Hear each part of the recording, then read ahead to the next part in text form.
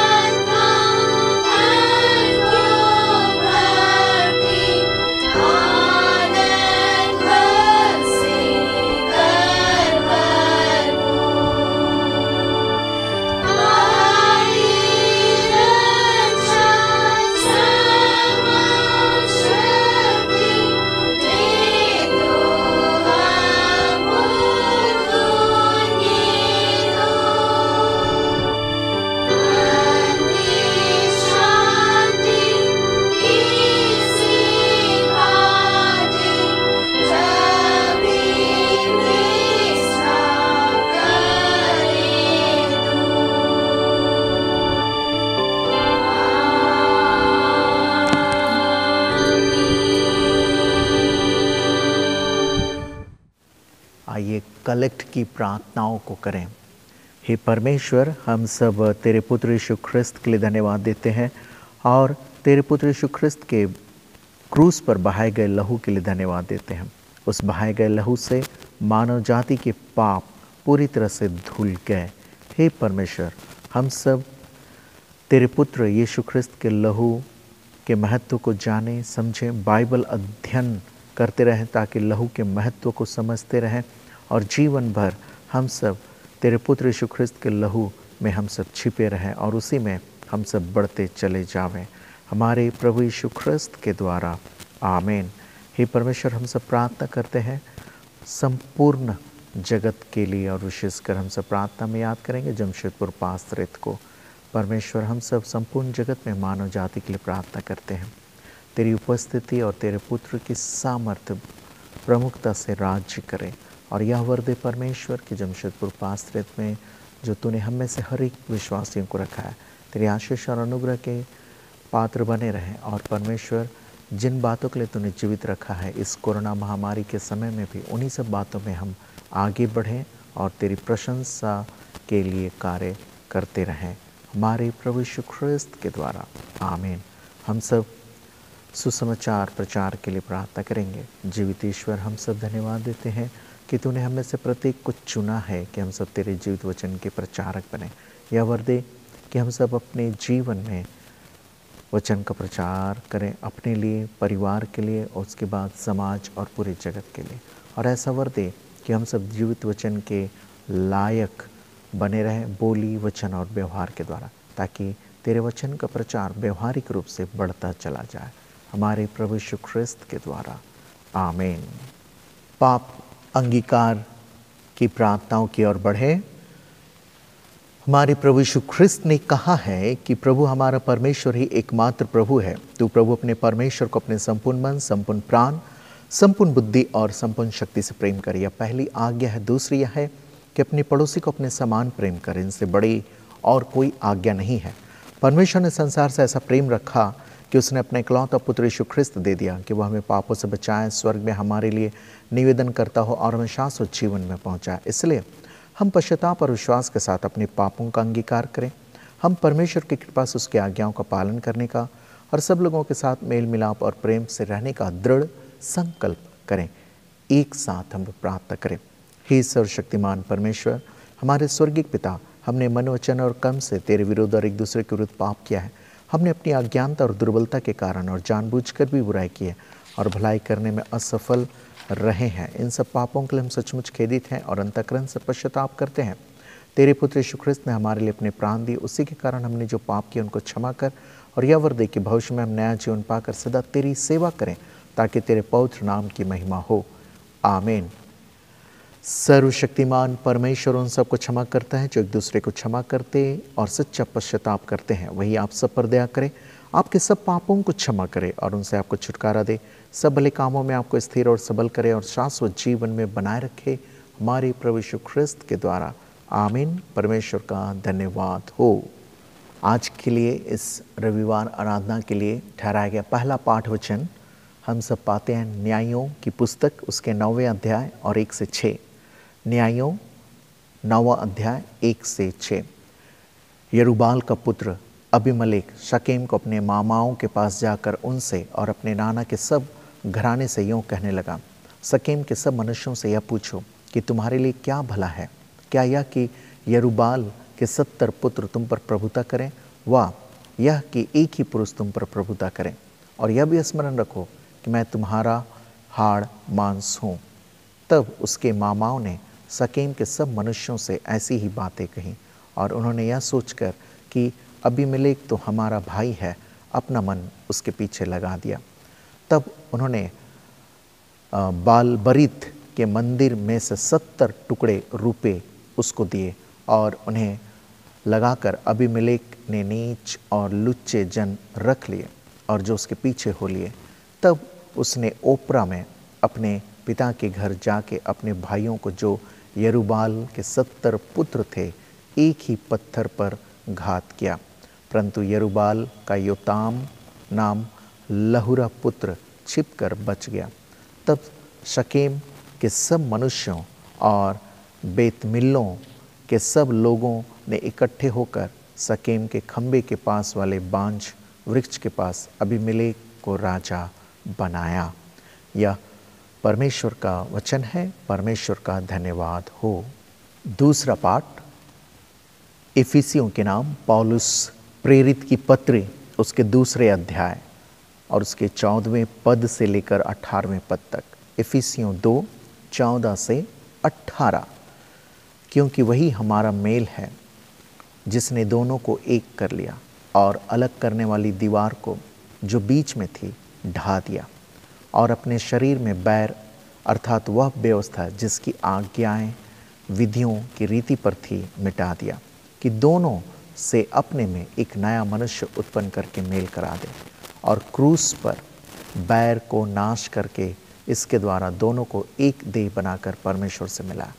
और उसने आकर तुम्हें जो दूर थे और उन्हें जो निकट थे दोनों को मेल मिलाप का सुसमाचार सुनाया। क्योंकि उस ही के द्वारा हम दोनों की एक आत्मा में पिता के पास पहुंच होती है। यह परमेश्वर का वचन है। परमेश्वर का धन्यवाद हो। गीत संख्या 221 221।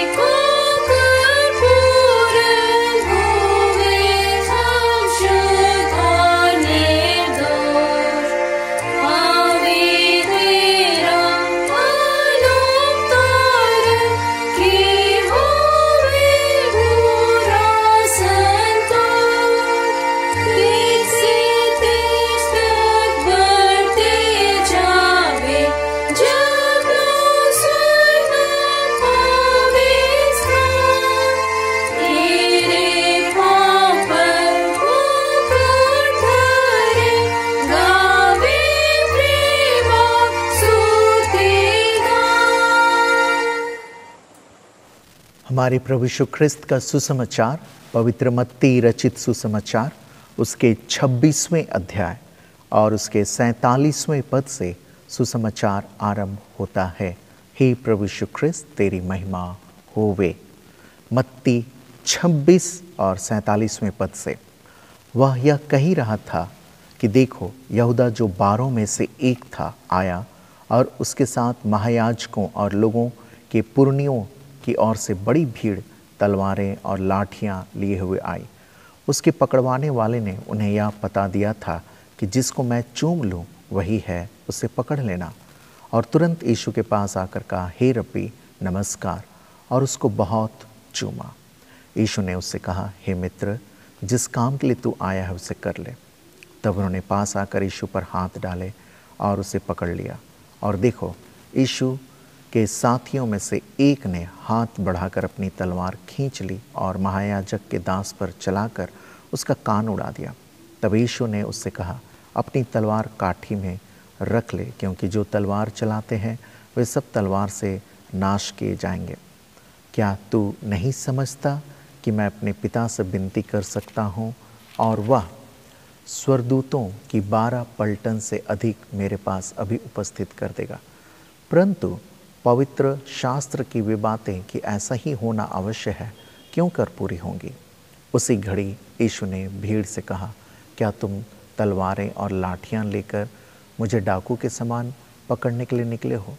मैं हर दिन मंदिर में बैठकर उपदेश दिया करता था और तुमने मुझे नहीं पकड़ा, परंतु यह सब इसलिए हुआ कि भविष्यद्वक्ताओं के वचन पूरे हों। तब सब चेले ने उसे छोड़कर भाग गए। यह प्रभु यीशु ख्रिस्त का सुसमाचार है। हे प्रभु यीशु ख्रिस्त, तेरी स्तुति होवे। मेरे प्रियो, आज प्रभुवार की आराधना में हम सब जब इकट्ठे हो करके यूट्यूब के द्वारा परमेश्वर की स्तुति और महिमा कर रहे हैं, और आज का विषय है कि लड़ाई झगड़े और हिंसा मनुष्य के पाप में स्वभाव का परिणाम है, जिससे बचाने के लिए प्रभु यीशु आए।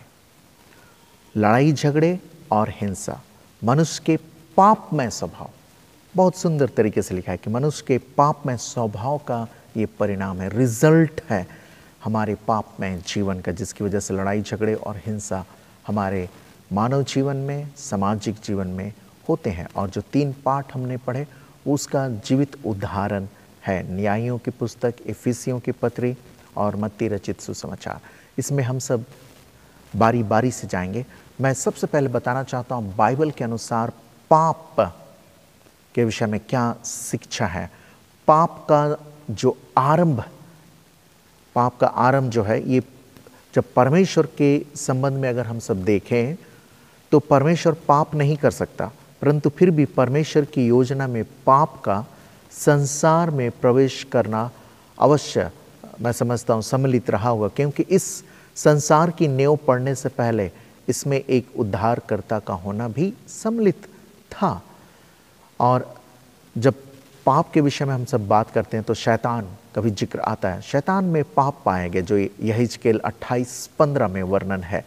यही वो निकटतम संदर्भ है जहाँ पर बाइबल पाप के आरंभ के विषय में हमें निश्चयता पूर्वक बताती है। इसे जरूर पढ़िएगा, यहेजकेल 28:15 में। स्वर्गदूतों के संबंध में जब पाप को हम लोग देखते हैं तो कुछ स्वर्गदूतों ने शैतान के पाप में उसका अनुसरण किया, और मनुष्य के संबंध में जब हम पाते हैं तो अदन की वाटिका में पाप का आरंभ हुआ। सो पाप की परिभाषा बाइबल के अनुसार क्या हो सकती है, क्या है पाप? पहला, पाप एक भ्रम है।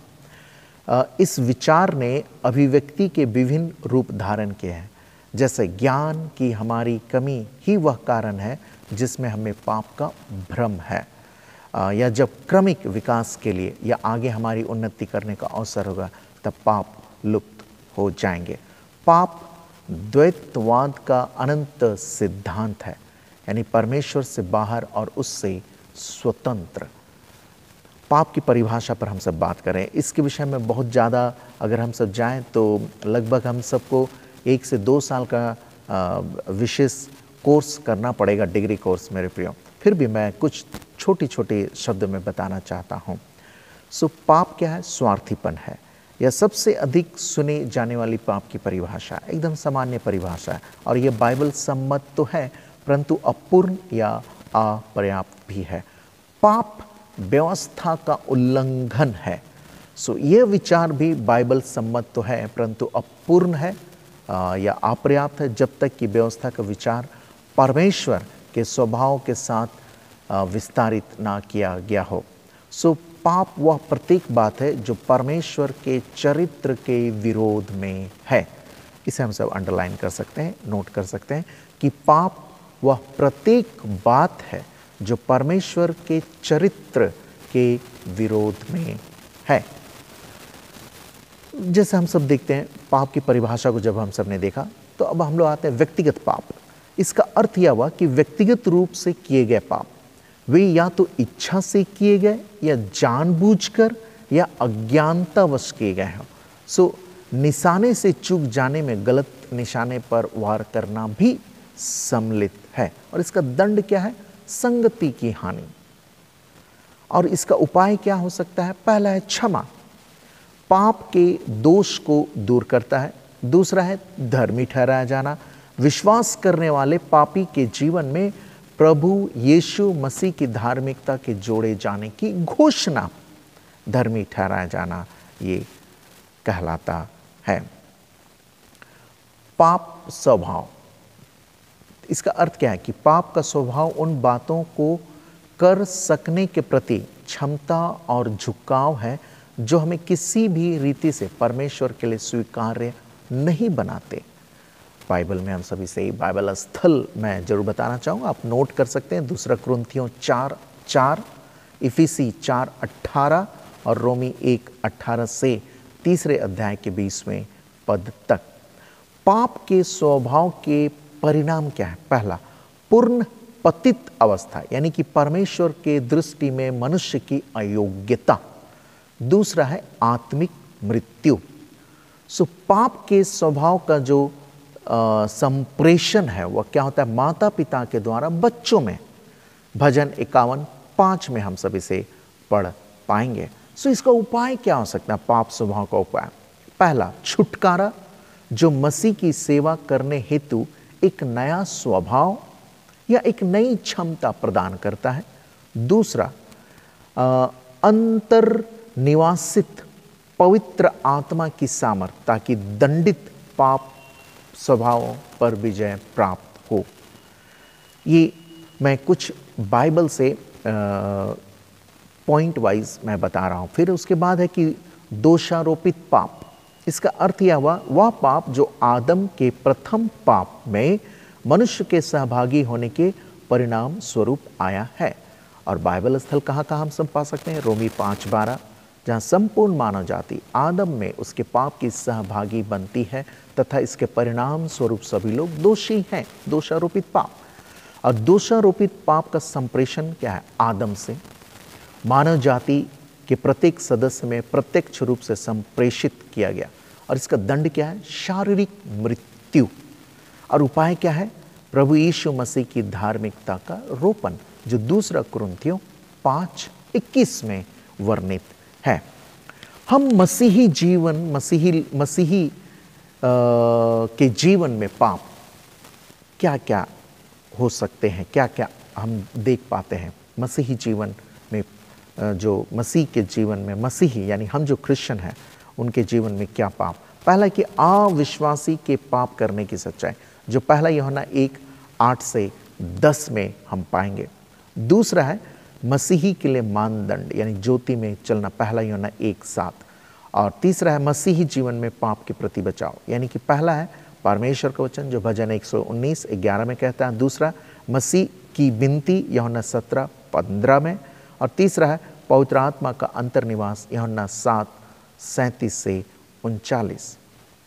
मसीही जीवन में पाप के लिए दंड। मसीही जीवन में पाप के लिए दंड क्या है? पहला है संगति की हानि है, जो पहला यूहन्ना 1:6 में वर्णित है। दूसरा क्या है? कलीसिया से निष्कासन है, जो पहला कुरिन्थी 5:4 से 5 में। तीसरा क्या? ताड़ना है, जो इब्रानी 12:6 में है। चौथा, कभी कभी शारीरिक मृत्यु, यानी पहला कुरिन्थी 11:30 में इसे कहा गया। मसीही जीवन में होने वाले पाप का उपाय क्या है? अंगीकार करना, कन्फेस करना, पहला यूहन्ना 1:9। मैंने जो बातें बताई मेरे प्रियो, वह है पाप के विषय में शिक्षा। अब हम क्रमबद्ध रूप से अगर आगे बढ़ते जाएं और सुसमाचार को जब हम पढ़ते हैं तो यहाँ पर पाते हैं कि यहूदा इस्करियोती, जो कि यीशु मसीह को पकड़वा दिया, उसमें पाप समा गया, शैतान समा गया और उसने यीशु मसीह को पकड़वाने का ठान लिया, जो कि 47वें पद से 56 पद में यह वर्णित है, जिसको हम सब ने सुसमाचार में सुना।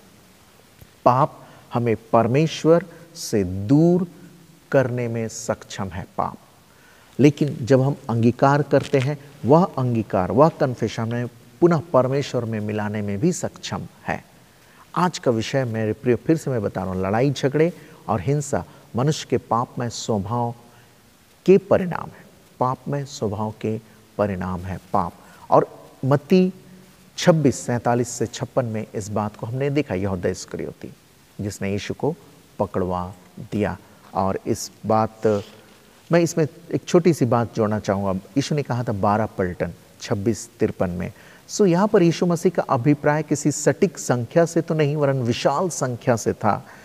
एक रोमी पलटन में सैनिकों की संख्या 3000 से 6000 तक होती थी।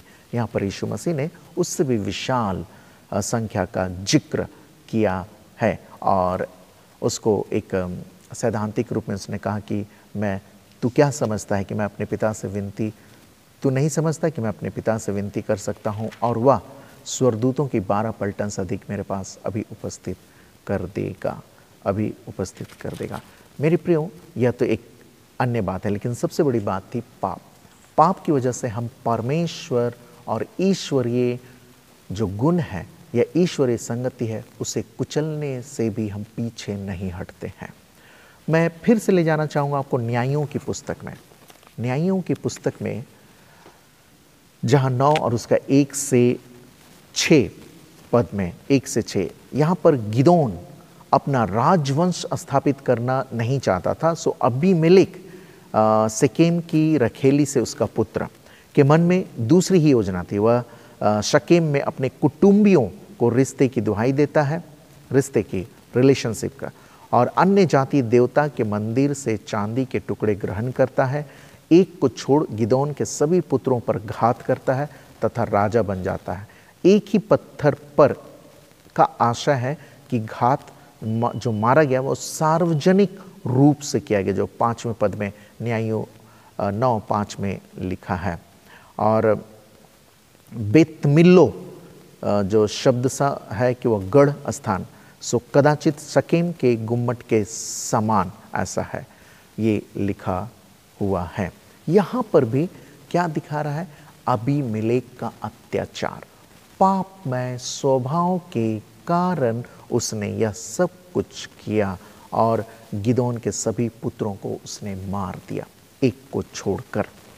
तो यह जो घटनाएं हो रही है वह क्या हो रहा है? परमेश्वर की व्यवस्था के विपरीत कार्य हो रहा है। पाप वह मानसिक स्थिति है जो हमें ईश्वरीय स्वभाव, ईश्वरीय शिक्षा, ईश्वरीय निर्देश से दूर करता है। और मेरे प्रियो, जब मत्ती 26:47 से 56 में देखे, उसमें जब एक और यहूदा इस्करियोती यीशु मसीह को पकड़वाता है और दूसरी ओर वहीं पर यीशु मसीह का एक चेला है जो पतरस है, वह यीशु मसीह को बचा रहा, वो मानवीय तरीके से यीशु मसीह को बचा रहा है।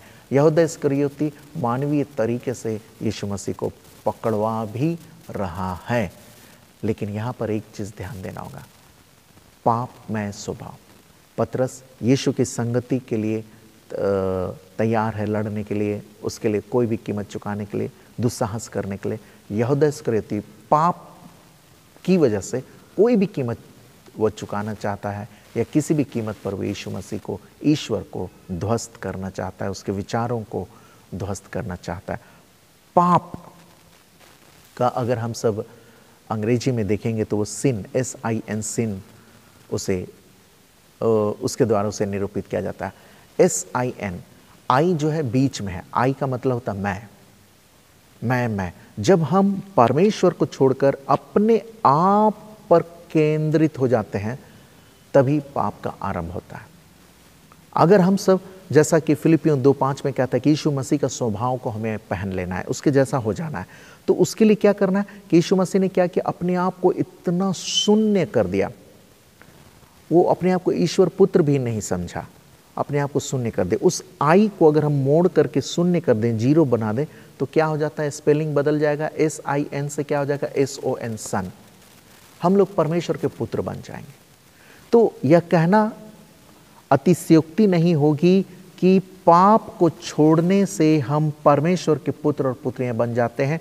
पाप इसलिए आता है क्योंकि जब हम अपने आप को प्रमुखता देते हैं, और इसलिए लड़ाई और झगड़े और हिंसा होते हैं, जो आज का विषय है कि पापमय स्वभाव की वजह से यह सब हो रहा है। तो हम पापमय स्वभाव को कैसे पाते हैं? अपने, जब खुद को पहला सोचते हैं। SIN, तो आई जो है वो केंद्र में है, उस केंद्र में हम हैं, हम अपने आप को जीरो बनाएं ताकि हम परमेश्वर के पुत्र बन सकें, पुत्र और पुत्रियां बन सकें, और इस पृथ्वी पर परमेश्वर का राज्य आ सके। इस पृथ्वी पर परमेश्वर का राज्य कैसे आएगा, शांति कैसे आएगी? जब हम और आप पुत्र और पुत्रियां बनेंगे। और वो पुत्र और पुत्रियां बनने के लिए जरूरी क्या है?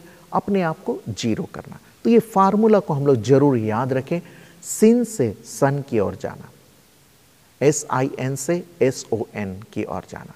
आज ही हम ठाने और बाइबल से पाप के विषय में जो बातें क्रमवार हमने सीखी है, जो नोट आपने किया है, आप बार बार वीडियो को देख करके पदस्थलों को नोट करें, पढ़ें, ताकि मेरे प्रियो हम सब पाप से दूर रहते हुए, पाप को अपने आप से दूर रखते हुए परमेश्वर के पुत्र और पुत्रियां बन जाएं। प्रभु आपको और मुझको अपने पुत्र और पुत्रियों के रूप में हमेशा बनाए रखे, और इसके लिए जरूरी है कि हम सब अपने आप को शून्य करें, जीरो करें, तभी हम परमेश्वर के लिए हीरो बनेंगे। आइए प्रार्थना करें। जीवित परमेश्वर, धन्यवाद, तूने अपने जीवित वचन के द्वारा हम सबको सिखाया कि हम सब पाप से दूर रहें। पाप से दूर रहने के द्वारा जो भी लड़ाई झगड़े और हिंसा है वह स्वतः समाप्त हो जाएंगे। तेरा वचन राज्य करे, कार्य करे परमेश्वर, ताकि हम में से हर एक लोग तेरे नाम से दृढ़ और सबल बने रहें और तेरे पुत्र और पुत्रियों के रूप में इस पृथ्वी का जीवन व्यतीत करें, और इस पृथ्वी के जीवन में तेरे स्वर्ग राज्य, तेरे स्वर्ग का राज्य स्थापित हम सब कर पाएं। जब हम सब स्वयं पुत्र और पुत्री बनेंगे, स्वतः परमेश्वर का राज इस पृथ्वी पर स्थापित होता चला जाएगा, और वह पाप को छोड़ने के द्वारा ही संभव है, हमारे प्रभु यीशु ख्रिस्त के द्वारा। आमीन। आइए हम सब अपने विश्वास की घोषणा और उसकी दृढ़ता के लिए एक साथ मिलकर प्रेरितों के विश्वास वचन का अंगीकार करें। मैं सर्वशक्तिमान पिता, स्वर्ग और पृथ्वी के सृष्टिकर्ता परमेश्वर पर विश्वास करता हूँ। मैं उसके इकलौते पुत्र हमारे प्रभु यीशु ख्रिस्त पर विश्वास करता हूँ। वह पवित्र आत्मा के सामर्थ्य से गर्भ में आया और कुंवारी मरियम से जन्मा। उसने पोंतियुस पिलातुस के शासन में दुख भोगा। वह क्रूस पर चढ़ाया गया, मरा और गाड़ा गया और मृतकों के लोक में उतरा। तीसरे दिन वह जी उठा, वह स्वर्ग पर चढ़ गया और पिता की दाहिनी ओर विराजमान है। वह जीवितों और मृतकों का न्याय करने को फिर आएगा। मैं पवित्र आत्मा पर, पवित्र सांलों की कलीसिया पर, संतों की संगति, पापों की क्षमा, देह के पुनरुत्थान और अनंत जीवन पर विश्वास करता हूँ। आमीन।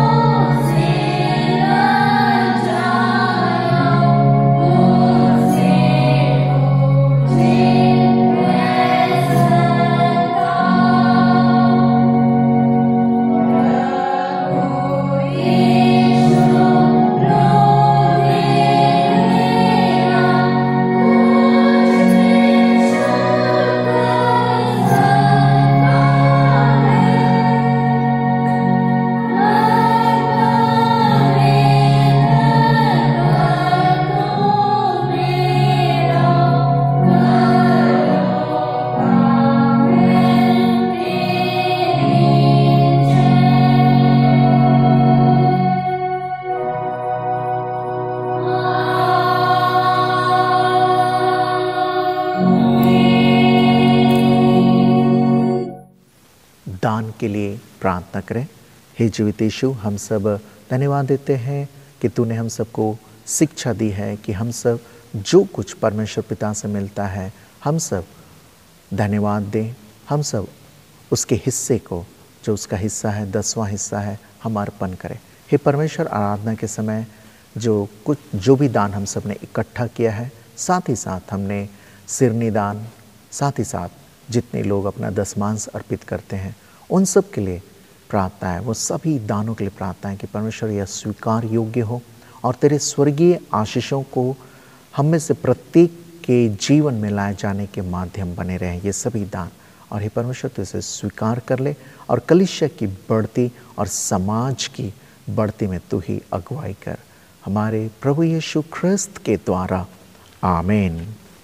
हम सब उन लोगों के लिए भी प्रार्थना करें जो इस पूरे सप्ताह, आने वाले सप्ताह अपने जन्म दिवस को मनाएंगे और जो वैवाहिक वर्षगांठ मना रहे हैं उन सब के लिए भी प्रार्थना करेंगे। और जितने लोग परमेश्वर को धन्यवाद दे रहे हैं कि उनके जीवन में परमेश्वर ने बहुत आयत की आशीष उंडेली है, उन सब के लिए आइए प्रार्थना करें। जीवित ईश्वर, हम सब तुझको धन्यवाद देते हैं कि इस जीवन में, इस पृथ्वी के जीवन में तेरी आशीष और अनुग्रह भरपूरी से तूने दिया है अपने पुत्र यीशु ख्रिस्त के नाम से। प्रार्थना करते उन लोगों के लिए जो पूरे सप्ताह अपने जन्म दिवस को मनाएंगे और साथ ही उनके लिए भी जो वैवाहिक वर्षगांठ भी मना रहे हैं, मनाएंगे। परमेश्वर उन सबको तो अपनी बहुतायत की आशीष और अनुग्रह दे, ताकि अपने जन्मदिन और वैवाहिक वर्षगांठ को मनाने के द्वारा तुझ प्रभु यीशु ख्रिस्त को चलता फिरता महसूस करते रहे पीढ़ी से पीढ़ी तक। और हे परमेश्वर, जितने लोग अन्य और भी कारणों से तुझे धन्यवाद दे रहे हैं, उन सब के धन्यवादी हृदयों को भी तू स्वीकार कर ले। और परमेश्वर उन सब पर तेरी आशीष और अनुग्रह सदा सर्वदा बनी रहे, हमारे प्रभु यीशु ख्रिस्त के द्वारा, आमीन।